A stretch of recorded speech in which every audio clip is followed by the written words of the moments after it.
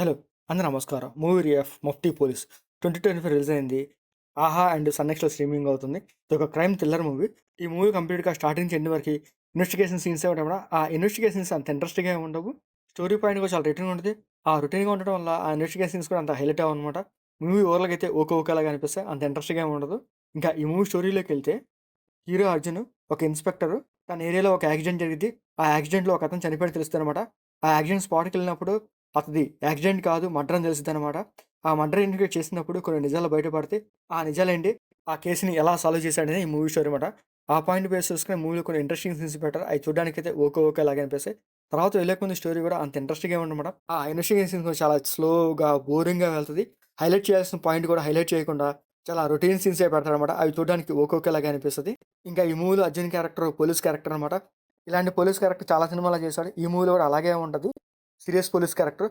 అర్జున్‌తో వచ్చే ఇన్వెస్టిగేషన్స్ కూడా చూడడానికి ఓకే ఓకేలాగే అనిపిస్తాయి. ఇంకా ఈ మూవీలో ఐశ్వర్య క్యారెక్టర్ ఏదో బాగుంటదని ఎక్స్‌పెక్ట్ చేశాను. తన క్యారెక్టర్ కూడా అసలు ఏం బాలేదు.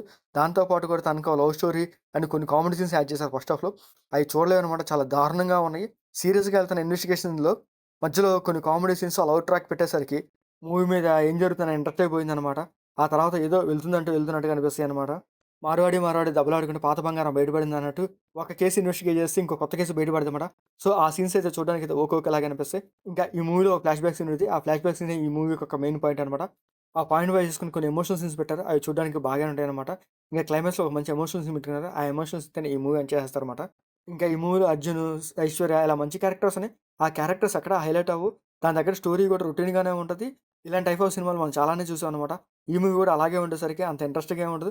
ఆ ఇన్వెస్టిగేషన్ సీన్స్ ఇంకొంచెం ఇంట్రెస్ట్‌గా పెట్టుంటే బాగుండేదనిపించింది. ఇంకా ఈ మూవీలో మ్యూజిక్ కూడా పర్లేదు ఓకే ఓకేలాగా ఉంటది. ఇంకా టెక్నికల్‌గా కాస్త పర్లేదు బాగానే ఉంటదనమాట. ఇంకా ఈ మూవీలో బ్లడ్ సీన్స్ కానీ, అడల్ట్ సీన్స్ కానీ అట్లాంటివి లేవు. మూవీ ఓవరాల్‌గా అయితే పర్లేదు ఏదో ఒకసారి చూడొచ్చు. మీకు నచ్చితే 'ఆహాలో' అండ్ 'సన్ నెక్స్ట్' స్ట్రీమింగ్ అవుతుంది చూడండి. మీకు మా ఆడియోస్ లైక్ చేయండి, షేర్ చేయండి, సబ్స్క్రైబ్ చేసుకోండి. Thank you for watching.